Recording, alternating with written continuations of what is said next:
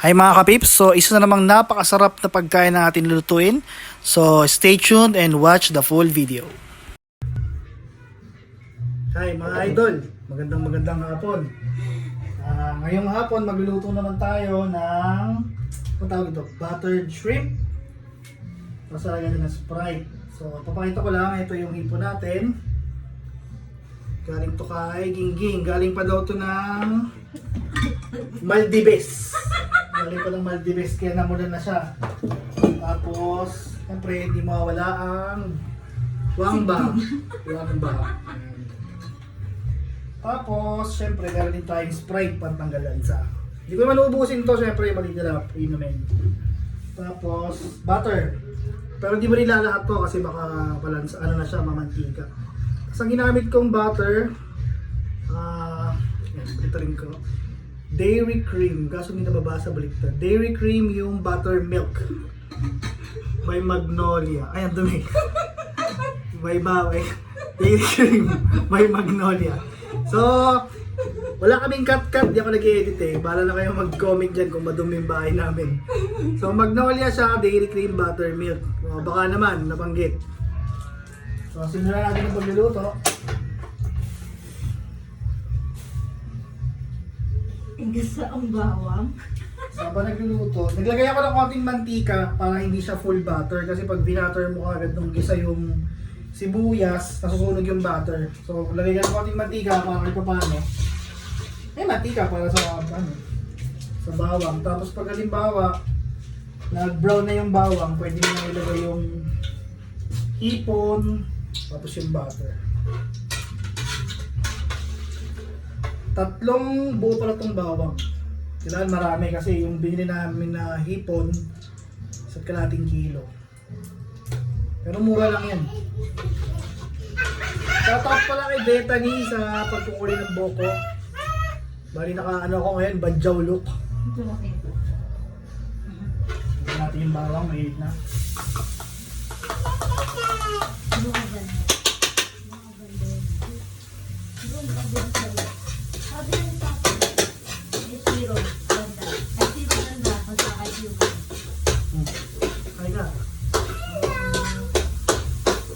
Hindi na pwedeng ata yan, hindi siya pwedeng reels kasi 2 minutes na eh. Video na talaga siya. Yung una kasi may clean kaya parang video.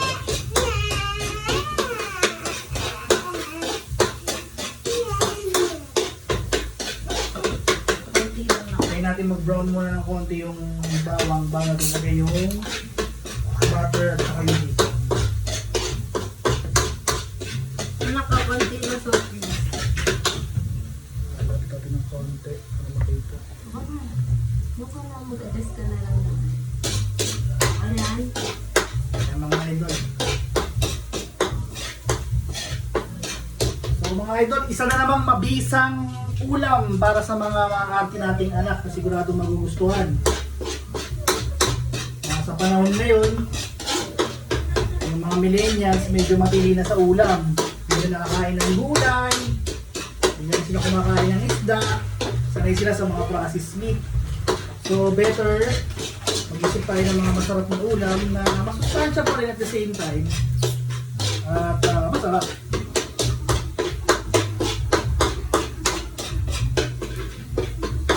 Medyo pricey nga lang ng konti, pero kung paminsan-minsan mo naman gagawin, hindi naman masama, diba?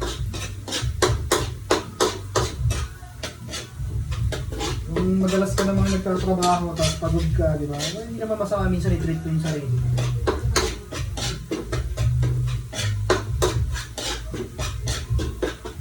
So, wait lang, medyo matagal mag-brown yung bawang natin since marami kasi siya.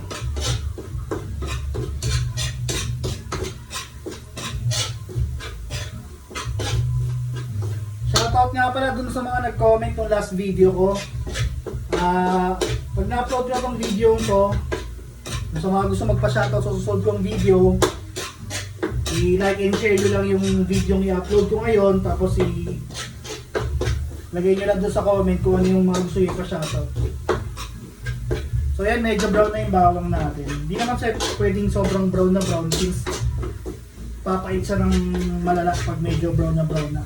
So konting pagka-brown lang yung may halong pagka-white pa. Kasi maluluto pa naman siya eventually.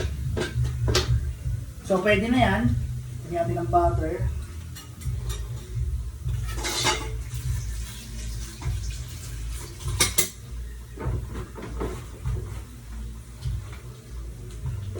Po yung mga sunog.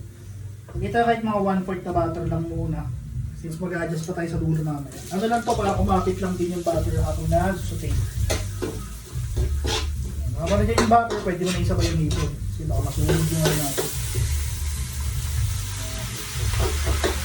Tapos dun sa ibang gumagawa nito kasi ginagawa nila, pinakukulo nila dun sa Sprite.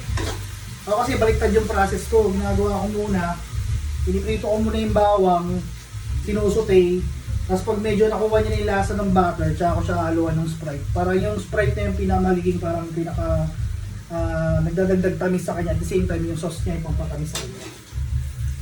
So kanya-kanya naman din version yun kung paano mo gagawin. Kaya nakasanayan ko kasi na iuna muna yung saute, tapos butter, tapos ilalas ko yung Sprite. Doon ata sa mga nauuna yung Sprite, parang hindi na ata nila sinusuti eh. Parang diretso na ata. Pinakukulo lang. Tapos pag natuyo, tsaka lalagyan ng butter. Parang gano'n na ata. Sa akin kasi mas gusto ko kumapit muna yung butter before ko lagyan ng Sprite.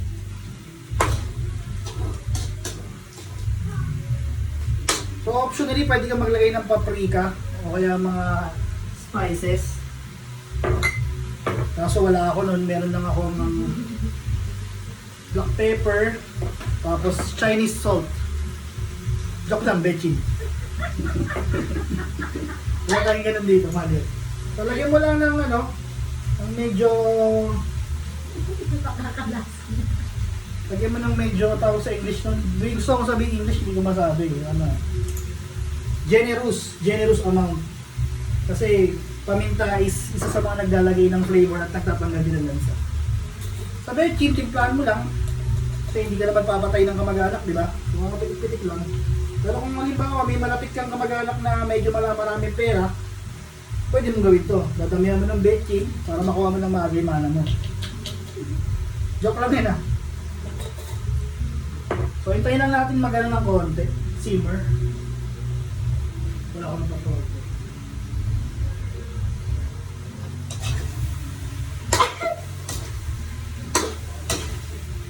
Medyo nababahin yung asawa ko sa paminta. Bali dalawa pala yung pinag-uploadan ko ng account nito sa Facebook at saka sa Google, sa YouTube. Bali since bago pa lang kasi ako, hindi ako nag-edit masyado lahat ng ina-upload ko. Raw video lang ko. Ito lang, parang si Malapitan, wala akong edit. So wala akong masyadong mga effects. Upal ka ba, boss? So yung sa Facebook ko, ang channel ko, Kapips. Yung mga ilang video na rin ako na-upload doon. Kung gusto nyo medyo, ano, mawala-wala yung stress nyo, yung mga comedy akong video doon, panoorin mo lang. Siyempre, sa YouTube, alam nyo na, Pips Pops, lalabas naman yung gagawin sa inyo kung friend nyo. So medyo nag-orange na siya, diba? Kahit kanina orange na talaga siya. Ay. Tapos yung sa mga China yung ginaganyan, huwag nyo gagawin dito kasi masigip yung bahay natin, ha? Okay na yung ganyan. Mix-mix lang ng konti. Make sure nyo lang yung butter is makoat yung buong hipon natin.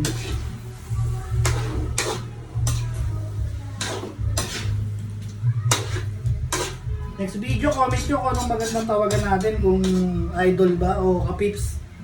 Madami na kasing gumagamit ng idol. Actually, yung first video ko, kalokohan lang talaga yun. Pero ito, bang malakasan talaga to. Parang last kain ko ng hipon, ano pa eh. Last week lang. Main ako ng hipon kiray. Diba nakakatawa yun kung may effects, pre-playing, yung mga sound effects. Yun yung nagpapatawa sa mga ano eh, yung mga vlogger ngayon. Tingnan mo man, kumanda siya. Diba kayo na medyo parang lamog-lamog na siya. Medyo mura lang kasi itong nakuha namin. May sinabi yung may yung tinda. Parang nalamog na siya sa yelo. Pero since, kaya hindi ko siya sinabawan kasi pag sabaw matuturo. Pero since sinotain mo siya, medyo magta-tight yung meat niya, titigas. So parang magmumukha siyang bago.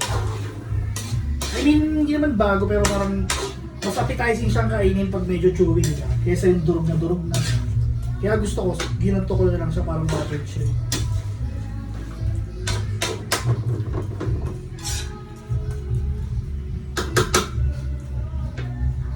So, medyo nakulangan ako sa butter.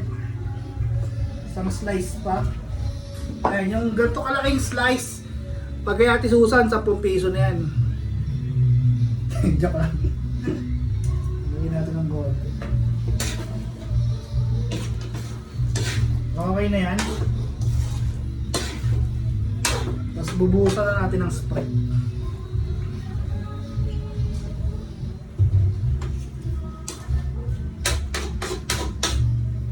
Bali ito yung Sprite yung magsuserve na ano natin, pinaka-sauce niya na. At the same time, siya yung parang pinaka-sweetener ng ano, ng shrimp natin.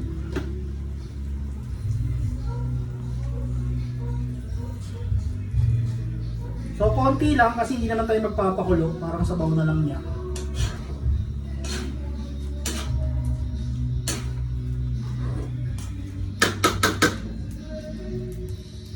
Yeah.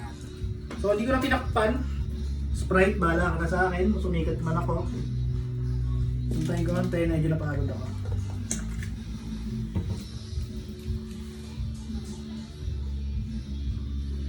Sarap pag may gin.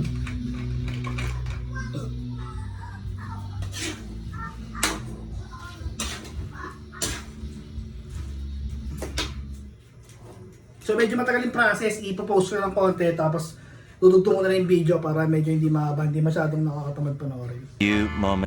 So lumipas na ilang minuto, luto na natin yung hipon natin, papayat lang natin. So ito na yung tsura niya ngayon. Naging alamang siya. Charot lang. Blended. So bali ito yung finished product natin. Kasi kanina medyo mahaba yung proseso ng pagluluto. Ni slow fire ko lang kasi para solid yung luto natin. So ito siya. May konting sauce siya, yun yung masarap dyan. Kung mga kaibigan, yari tayo. So bago ko i-end yung video, syempre, hindi mawala sa video natin yung tikiman. Tikiman muna natin. Papaingit natin yung mga viewers natin. Patay ng isang malaking bowl. So wala akong masyadong gamit kasi dito. Dito ko rin patong. Nakikita ba? Kamayin ko na nga lang. Hindi ako mag-chopstick.